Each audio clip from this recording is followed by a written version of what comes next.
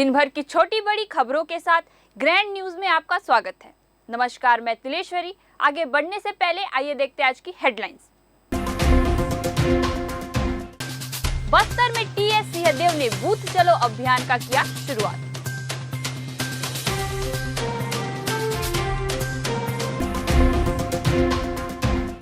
आबकारी मंत्री कवासी लखमा ने कहा, बस्तर की 12 विधानसभा और 2 लोकसभा सीटें होंगी हमारी झोली में।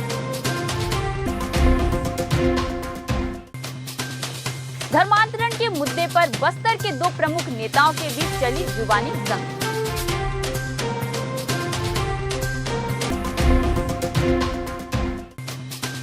विश्वविद्यालय के खराब रिजल्ट को देखते हुए एनएसयूआई ने सौंपा ज्ञापन।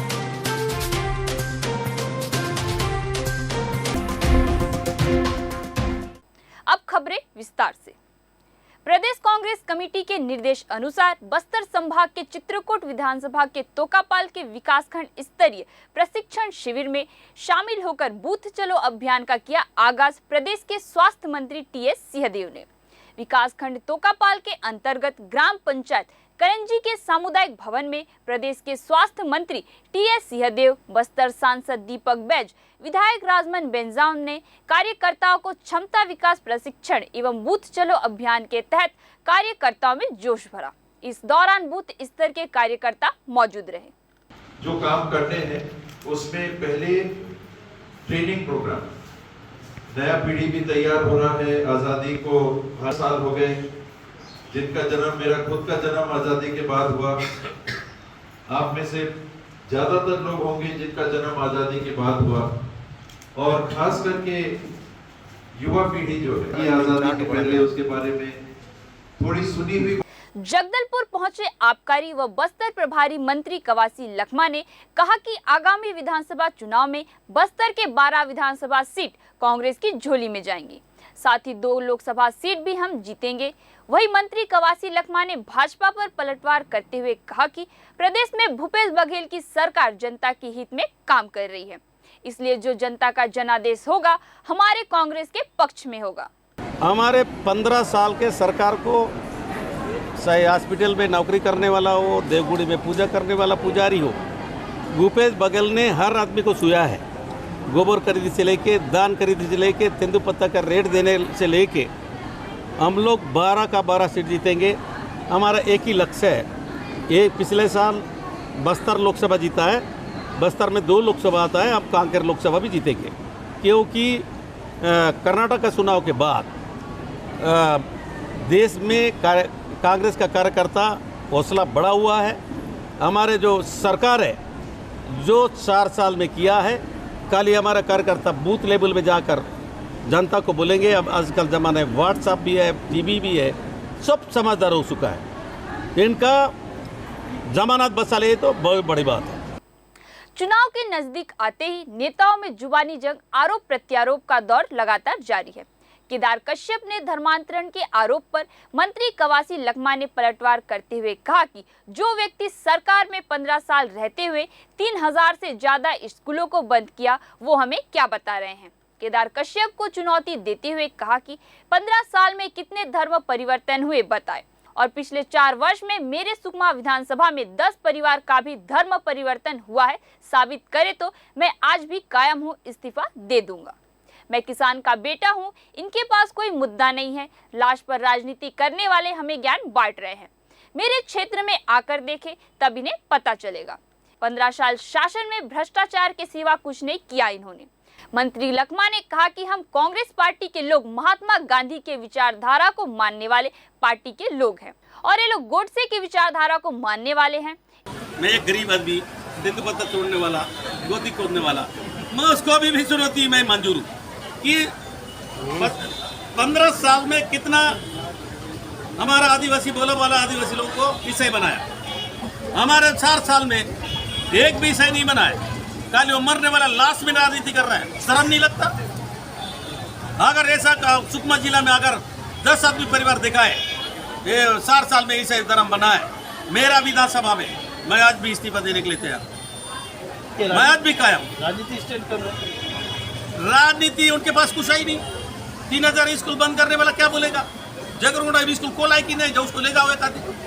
गोलनापल्ली आश्रम चल रहा है कि नहीं, देखा दादी? लेकिन आप बार बार सबूत मांग रहे हैं, उधर से सबूत नहीं, सिर्फ बयान आ रहा है। वही तो बोल रहा हूँ, झूठ। ये भारतीय जनता पार्टी जितना झूठ बोलेगा उतना बड़ा है, कांग्रेस पार्टी में जितना सच बोलेगा उतना बड़ा नेता। ये दोनों में अंतर है। हम लोग महात्मा गांधी के रास्ते में चलते हैं, उन लोग नाथूराम गोडसे के रास्ते में चलते हैं, यही अंतर है। इससे पूर्व केदार कश्यप ने सरकार के शाह पर अवैध धर्मांतरण को बढ़ावा देने का आरोप लगाया। उन्होंने कहा कि ऐसे अफसर जो धर्मांतरण के विरोध में कार्रवाई करते हैं, उन्हें जबरन ट्रांसफर किया जा रहा है। विवादों पर ईसाई मिशनरियों का भी साथ यह साफ दर्शाता है, जाहिर करता है कि सरकार के शाह पर ही धर्मांतरण किया जा रहा है। कांग्रेस की सरकार आदिवासियों की सभ्यता, संस्कृति को नष्ट करने पर तुली हुई है। प्रदेश में लगातार अवैध धर्मांतरण हो रहा है, लेकिन कांग्रेस के बैठे हुए जो जितने भी नेता हैं वो इस मामले को लेकर के चुप्पी साध करके बैठे हुए। कवासी लखमा का कल बयान आया था कि उन्होंने कहा कि हमारे पूरे छत्तीसगढ़ में एक भी धर्मांतरण नहीं हुआ है। जिसकी पूरी पार्टी का अवैध धर्मांतरण हो चुका है वो ऐसा कहते हैं। और छत्तीसगढ़ के विभिन्न स्थलों पे, बस्तर तो आज जल रहा है, वहां पे कमिश्नर को लिखना पड़ रहा है, वहां एसपी को लिखना पड़ रहा है। कल की घटना जो सुकमा उनके विधानसभा क्षेत्र की घटना, वहां पर एक गांव वालों ने मिलकर के वहां पर मिशनरीज के लोगों को भगाया है, उनके प्रचार सामग्री को जलाया है। लेकिन कांग्रेस के बैठे हुए लोग केवल बयानबाजी करते हैं। कवासी लखमा ने तो बड़े दावे के साथ कहा था ना कि हम कहते हैं कि एक भी मामला आएगा तो हम तत्काल इस्तीफा देंगे। मैं चुनौती देता हूं कवासी लखमा को, यदि आप सही में, यदि आप में नैतिक साहस है, वास्तव में एक आदिवासी पुत्र हो, तो इस मामले को लेकर के तत्काल आप इस्तीफा देंगे। छत्तीसगढ़ एनएसयूआई प्रदेश महासचिव मनोहर शेटिया, शहर जिला अध्यक्ष विशाल खंबारी के नेतृत्व में शहीद महेंद्र कर्मा विश्वविद्यालय के कुलपति को ज्ञापन सौंपा गया। शहीद महेंद्र कर्मा विश्वविद्यालय बस्तर जगदलपुर द्वारा आयोजित सत्र 2022-23 की मुख्य वार्षिक परीक्षा में स्नातक स्नातकोत्तर की परीक्षाओं में अनुत्तीर्ण विद्यार्थियों के लिए विशेष परीक्षाओं का आयोजन करने एवं पूरक परीक्षा का यथाशीघ्र आयोजन करने, पुनः मूल्यांकन कराने के संबंध में बस्तर जिला शहर एनएसयूआई द्वारा कुलपति को ज्ञापन सौंपा गया। छत्तीसगढ़ एनएसयूआई प्रदेश महासचिव मनोहर शेटिया ने बताया कि स्नातक स्तर के परीक्षा में लगभग 10% से 30% परीक्षार्थी पूरक आए हैं। इससे इस सत्र एवं आगामी सत्र में महाविद्यालयों एवं विश्वविद्यालयों में आगामी कक्षा में प्रवेश के लिए उपलब्ध सीट के विरुद्ध प्रवेश के लिए पर्याप्त छात्र ही नहीं मिलेंगे। मैं फैसल नबी छात्र नेता एनएसयूआई। जैसा कि इस बार बस्तर महेंद्र कर्मा विश्वविद्यालय का जो रिज़ल्ट आया उसमें लगभग 80 से 85% छात्र फेल हुए हैं, जिसमें एनएसयूआई के मुताबिक लगभग आधे से ज़्यादा जो रिज़ल्ट है वो गलत आया है। लगभग 20 से 25% छात्र फेल हुए भी हैं, क्योंकि पूर्व में 2 वर्ष ऑनलाइन का रहा था तो कुछ छात्र इस वजह से कमज़ोर पड़ गए थे, तो वो बात ठीक थी। लेकिन परसेंटेज के हिसाब से देखा जाए तो लगभग फिर भी 30 से 35% छात्र जो है फेल कर दिए गए हैं, या गलती की वजह से, जो विश्वविद्यालय उसकी गलती की वजह से, कॉलेजों की गलती की वजह से हो गए हैं। जिसमें कई कॉलेज में देखना आया गया कि छात्र मौजूद थे तो भी उनको एब्सेंट दे दिया गया है। छात्र के मार्क्स जो उनको पेपर में मिले थे वो कुछ और हैं, जो रिजल्ट में आए हैं वो कुछ और हैं। ऐसे कई सारी चीज़ें देखने को मिली। इसीलिए कल एनएसयूआई ने ज्ञापन सौंपा है और विश्वविद्यालय को चेतावनी भी दी है कि हमारी इस मांगों को सुना जाए, कि फिर से रीचेकिंग का जो प्रोसेस होता है, पेपर रीचेकिंग का प्रोसेस होता है, उसके माध्यम से सारे छात्रों के पेपर जो है रीचेकिंग में डाला जाए। एनएसयूआई के सभी डेलीगेट्स बस्तर विश्वविद्यालय में जाके कुल सचिव वाजपेयी जी से मिलकर ज्ञापन सौंपा था। पूरे यूनिवर्सिटी में आपका अंतिम और पूर्व के छात्रों में लगभग 60 से 80% छात्र फेल हो गए हैं, और सेमेस्टर रेगुलर में भी 50% स्टूडेंट फेल होने का मामला सामने आया था, जिसको लेकर बहुत गंभीर विषय है। सभी विषयों के हम लोगों ने मांग की, एनएसयूआई मांग की है इसमें कि वापस से इस पेपर का जांच हो और जितने भी आपका पूरक स्टूडेंट अभी सप्ली का एग्जाम के लिए फॉर्म भरे उनका 15 दिन के अंदर तुरंत सप्ली का एग्जाम लिया जाए। और एक मामला और सामने आया है कि एक स्टूडेंट अगर एक सब्जेक्ट से ऊपर रिवेल में नहीं डाल सकता, तो इस मामले को लेकर हमने संज्ञान में लाया था और ज्ञापन दिया है और स्टूडेंट के छात्रों के हित मांग को लेकर आए हैं। अगर वो भी नहीं होगा, इस जांच में अगर लेट होती है तो हम जल्दी गिराव करने वाले हैं। विगत कई वर्षों से आकांक्षा होटल के सामने की व्यस्ततम सड़क की दशा बेहद खराब है। बड़े बड़े गड्ढों और नालियों से बाहर बह रही गंदगी एवं कीचड़ से लोगों को पैदल चलना तो दूर, इस जर्जर सड़क पर वाहनों से गुजरने में भी अत्यंत दिक्कतों का सामना करना पड़ रहा है। इस गंभीर समस्या को लेकर आज भारतीय जनता पार्टी के पार्षद जिला उपाध्यक्ष योगेंद्र पांडे, जिला मंत्री भाजपा पार्षद नरसिंह राव, भारतीय जनता युवा मोर्चा जिला अध्यक्ष अविनाश श्रीवास्तव, विजय राम के नेतृत्व में वार्ड वासियों के साथ भाजयुमो पदाधिकारियों व कार्यकर्ताओं ने जर्जर सड़क पर खड़े होकर विरोध प्रदर्शन किया और कांग्रेस सरकार व लोक निर्माण विभाग के खिलाफ जमकर नारेबाजी की। भाजपा पदाधिकारियों ने लोक निर्माण विभाग कार्यालय पहुंचकर खस्ताहाल सड़क का निर्माण 7 दिवस के अंदर पूर्ण करने ज्ञापन भी सौंपा है। साथ ही सड़क निर्माण में देरी होने पर उग्र आंदोलन की चेतावनी दी है।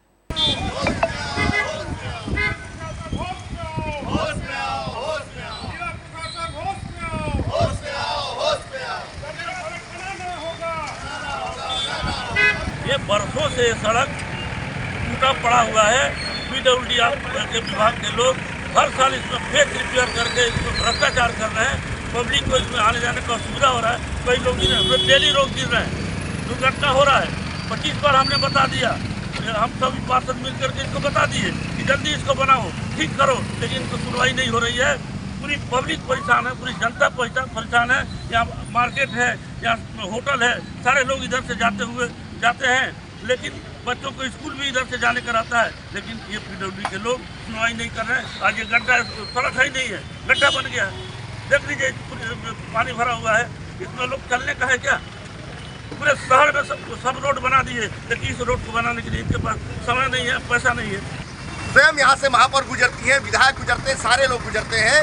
मुझको ये समझ में नहीं आता है कि इन जनप्रतिनिधियों को, इन नेताओं को ये रोड कैसे नजर नहीं आता है, जिससे जनता साफ तौर पे परेशान है।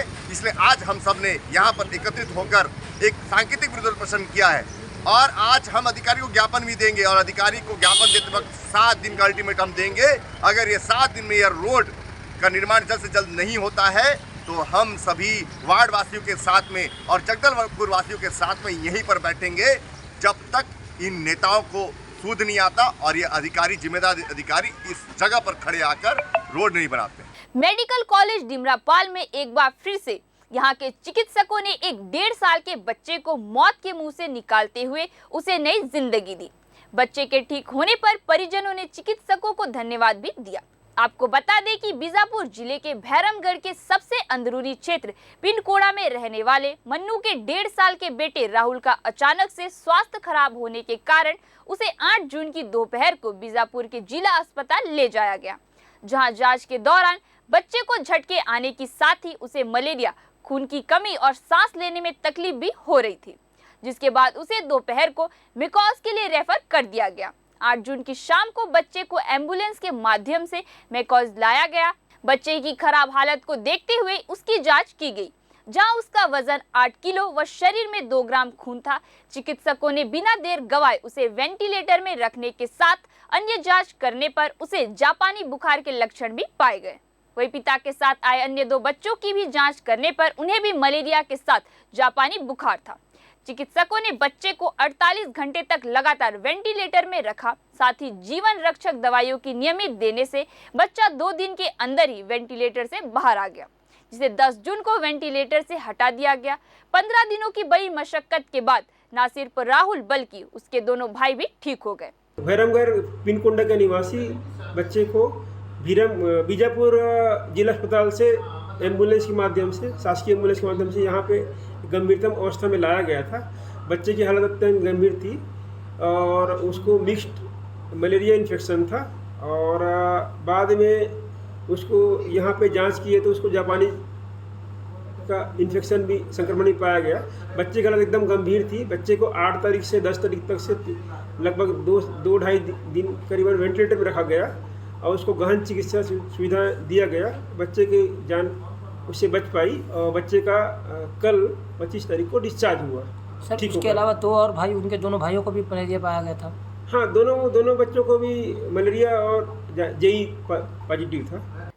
छत्तीसगढ़ शासन के निर्देश के अनुरूप 26 जून सोमवार को शासकीय पूर्व माध्यमिक शाला कुम्हारपारा में शाला प्रवेश उत्सव उत्साहपूर्वक मनाया गया। शाला प्रवेश उत्सव कार्यक्रम के मुख्य अतिथि महेंद्र कर्मा वार्ड के पार्षद दिगंबर राव उपस्थित रहे। कार्यक्रम का प्रारंभ करते हुए मुख्य अतिथि दिगंबर राव ने मां सरस्वती के फोटो पर पुष्पहार पहनाकर तथा दीप प्रज्वलित कर कार्यक्रम की शुरुआत की। मुख्य अतिथि दिगंबर राव का स्वागत शाला प्रबंधन समिति की अध्यक्षा धनमती प्रजापति के द्वारा तथा शाला परिवार की ओर से सुधा देवांगन के द्वारा पुष्प गुच्छ देकर स्वागत किया गया। स्वागत कार्यक्रम के पश्चात शाला की प्रधान अध्यापिका नीलम मिश्रा ने अपने उद्बोधन में शाला द्वारा विद्यार्थियों को दिए जाने वाले लाभान्वित योजनाओं की जानकारी से उपस्थित समस्त सदस्यों को अवगत कराया।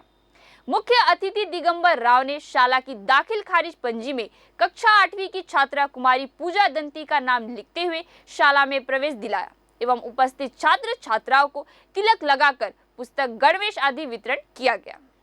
स्वास्थ्य संयोजक कर्मचारी संघ का संभागीय स्तरीय महाअधिवेशन का आयोजन doctor Shyama Prasad Mukherjee town hall में किया गया, जिसमें मुख्य अतिथि आबकारी मंत्री कवासी लखमा की उपस्थिति एवं बस्तर संभाग से संसदीय सचिव एवं जगदलपुर विधायक रेखचंद जैन, इंद्रावती विकास प्राधिकरण के उपाध्यक्ष राजीव शर्मा, अक्षय ऊर्जा क्रीड़ा के अध्यक्ष मिथिलेश स्वर्णकार, जगदलपुर महापौर शफीरा साहू, नगर निगम अध्यक्ष कविता साहू एवं स्वास्थ्य संयोजक कर्मचारी के प्रदेश कार्यकारिणी टीम सहित 3000 स्वास्थ्य संयोजक की उपस्थिति के साथ संभाग के सीएमओ, बीएमओ, संयुक्त संचालक उपस्थित हुए। स्वास्थ्य संयोजक कर्मचारियों ने अपनी वेतन विसंगति को लेकर शासन प्रशासन के समक्ष कई बार अपनी जायज मांगों को रख चुका है। इसी तारतम्य में संगठन को एकजुट कर जन प्रतिनिधियों के सामने अपनी मांगों को एक बार पुनः ध्यान आकर्षित हेतु सम्मेलन किया गया है। संघ के पदाधिकारियों के द्वारा अपनी मांगों के संबंध में मंत्री कवासी लखमा ने कहा, आपकी मांग जायज है। मैं स्वयं मुख्यमंत्री से आपकी वेतन विसंगति को दूर करने का आश्वासन देता हूँ। हम लोग को बुला के इन लोग बढ़िया गांधीवादी तरीका से गांधीवादी का तरीका से हम लोग हड़ताल नहीं करेंगे। ऐसा ही सभी अधिकारी को सोचना चाहिए। सभी संघों को मांग रखना है तो जनप्रतिनिधि भी हम अलग नहीं है, वो कार्यकर्ता भी अलग नहीं है। उन लोग भी जन सेवा करता है, हम लोग भी जन सेवा करते हैं। इसलिए कोई बातें आई तो सम्मेलन के माध्यम से पहला बार गुप्ता जी प्रदेश अध्यक्ष है, ऐसा कार्यक्रम को सोचा है। मैं पूरा सोच कार्यकर्ता जो इसमें शामिल हुए हैं उनको सबको बधाई देता हूँ। इनको मेरे को मांग पत्र सौंपा है। सब अधिकारी लोग को जो 10 संघ है उन लोग को सबको पैसा मिला, हम लोग को भी उस मांग में देना था, नहीं मिला। उन लोग ने प्रस्ताव दिया है। हमारे माननीय मुख्यमंत्री छत्तीसगढ़ सरकार, छत्तीसगढ़ के प्रदेश का मुखिया भूपेश बघेल से हम बात करेंगे। हम कोई ना कोई रास्ता निकालेंगे, क्योंकि ये जो लोग मांग कर रहे हैं उस हिसाब से 40 करोड़ रुपया एक साल सालाना है। मैं मंच में बोला हूँ कि 40 करोड़ तो आज चुनाव भी है, चुनाव के साल भी है, तो बजट में उतना नहीं होगा। कुछ ना कुछ रास्ता निकालने का आश्वासन दिया हूँ। नारायणपुर रोड में बुनागांव के पास मुखबिर के सूचना पर जिला पुलिस प्रशासन के डीआरजी टीम एवं सीआरपीएफ 188वीं के संयुक्त टीम के द्वारा कोंडागांव से काकोड़ी के बीच आरोपी लगाकर बीडीएस टीम के सहयोग से एरिया की डिटेल से सर्च कर डिमाइनिंग की कार्रवाई की गई, जिस पर कोंडागांव काकोड़ी मार्ग पर बुनगांव के पास जंगल में 5 टिफिन बम मिला, जिसको स्पॉट कर बीडीएस टीम के सहयोग से निष्क्रिय करके कार्रवाई की गई। कोंडागांव से नारायणपुर मार्ग पर बुनागांव के पास रोड से सटे जंगल में वायर के कुछ अंश दिखाई दिए थे, जिससे हमें भी आशंका उत्पन्न हुई आईडी प्लांट किया जा सकता है इस जगह पे। इस दिशा में कोंडागांव से कोकोड़ी मार्ग पर आरोपी लगाकर जिला पुलिस प्रशासन के डीआरजी टीम राजकुमार सलाम के नेतृत्व में एवं सीआरपीएफ के 188 बटालियन की संयुक्त टीम के साथ आरोपी लगाकर क्षेत्र की डिटेल से सर्चिंग की गई और डिमांडिंग की कार्रवाई भी की गई।